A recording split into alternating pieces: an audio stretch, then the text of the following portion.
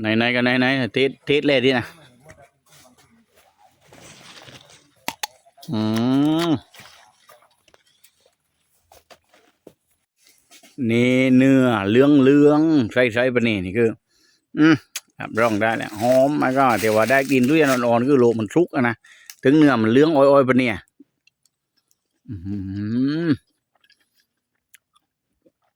หวานนี่ถ้าว่าเคยคิดดิบโลกอยู่นะนี่ก็โลกไม่นานที่นะนี่แรง30 ปีดอกอย่างงูเลยนะนี่คือแปลงนี่ก็พึ่งโลกดอกนะแต่ก็เซมมันก็จังงูเลยเพื่อนๆนี่ได้แต่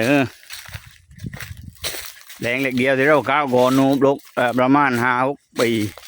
นี่แปลงนี้นี่พึ่งลงได้30 ปีดอกแปลงนี้จะฟ้า